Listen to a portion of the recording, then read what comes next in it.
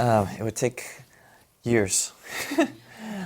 I felt like I had a lifetime compressed into 9 months. I mean, even 9 months, people think, oh, that was such a long time. I can't believe you spent 9 months making this movie. But for me, it was like condensed. It went by so quickly. And it was like another world. It was another world. It's the world of Ang Lee and the world of Eileen Chang, and a beautiful marriage between those two. So, to elaborate a little bit, for me, the once-in-a-lifetime experience was being able to get in a time machine, go back to 1938, and a period that I was previously fairly ignorant to, because I grew up in the United States. My education is American, so all the history I learned was American history or European history. I didn't know much about Chinese history. So to be able to get in that time machine and to kind of live the life of perhaps my grandparents, and I'm very close to my grandparents, but it's not easy to talk about this period in history with them. It's very difficult. They don't open up to that kind of thing. It's very difficult, very sensitive, I'm sure you know. And so that was a great experience for me, to be able to get closer to my grandparents and to bridge that generation gap, and to know more about that period in history, and understand it and to experience it. And I think another wonderful part about this, the pre-production, was all the homework that I got from the schoolmaster, from Mr. Ang Lee, who his father was a schoolmaster, So when it became time for Ang to be a schoolmaster, he knew exactly how to be. We call him 校长. Yeah, that's his father's job too.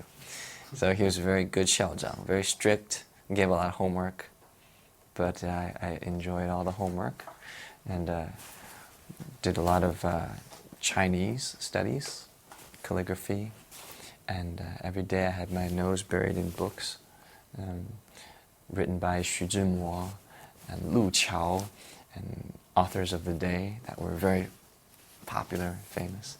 So those are all great experiences, parts of this movie that perhaps the audience might not know about just by watching the movie.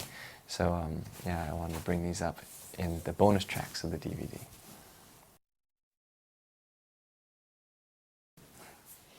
It's not hard.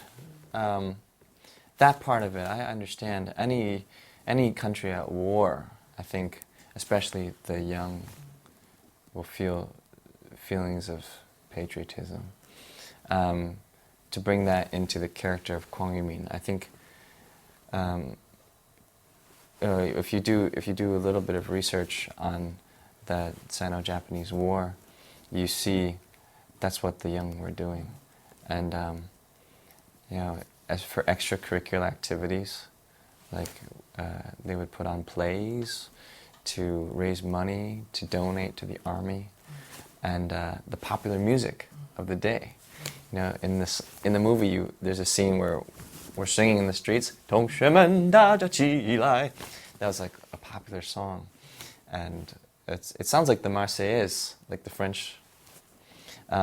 It's a patriotic song, and that also the music of that day. That's another thing that the schoolmaster, Mr.